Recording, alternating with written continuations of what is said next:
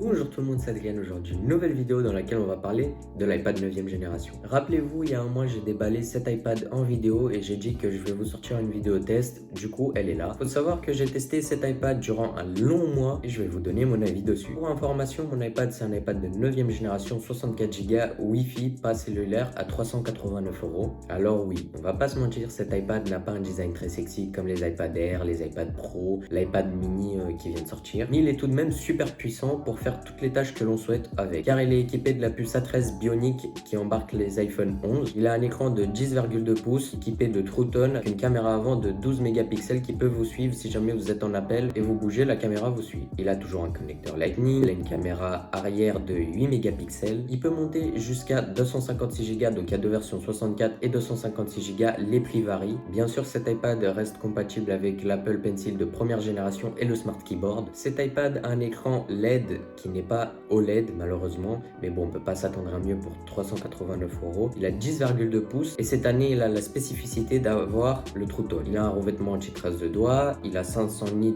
de luminosité maximale et l'écran bien sûr il est en 4K. Il peut monter jusqu'à 2K si jamais vous regardez des vidéos sur YouTube, une série, n'importe quoi. Et donc pour continuer avec la puissance de cet iPad, comme je vous ai dit, il est équipé de la puce A13 Bionic qui embarque les iPhone 11 Pro et 11. Cette puce, c'est une puce qui va vous tenir encore 4 ans facile et assuré en mise à jour. Faut savoir que je l'ai testé, il n'y a aucun ralentissement, tout fonctionne très bien pour l'instant. Et cet iPad a une autonomie d'allant jusqu'à 10 heures d'après Apple, mais moi je lui donnerais plus 15 heures. Car oui, j'ai joué à plusieurs jeux comme GTA San Andreas, Minecraft, j'ai regardé des vidéos YouTube, j'ai joué à Clash Royale par exemple, et cet iPad m'a tenu environ 15 heures sur l'écran. Pour vous donner un ordre d'idée, je le recharge tous les 4-5 jours si jamais je l'utilise très intensivement, sinon je peux le recharger entre une et une semaine et demie. Donc la batterie, on va pas se mentir, c'est clairement son point fort. Cet iPad peut faire de l'enregistrement vidéo allant jusqu'à 1080p 30 fps malheureusement. Il n'a pas de flash à l'arrière comme d'autres iPads comme par exemple l'iPad Air et Pro. Et il n'a pas un Dolby Atmos niveau son, il a juste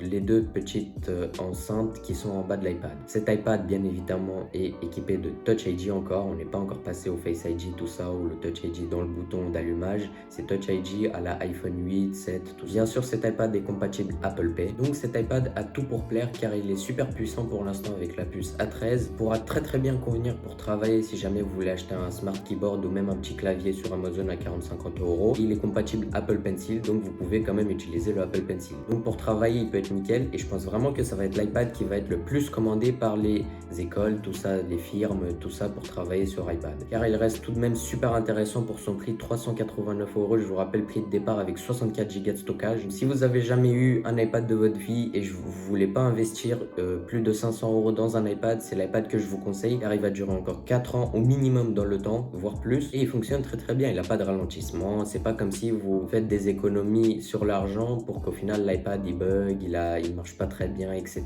L'iPad est nickel. Bref, c'est tout pour cette vidéo, j'espère qu'elle vous aura plu. Si c'est le cas, n'hésitez pas à lâcher un petit like, à commenter et à vous abonner. Moi, en tout cas, je vous dis à la prochaine.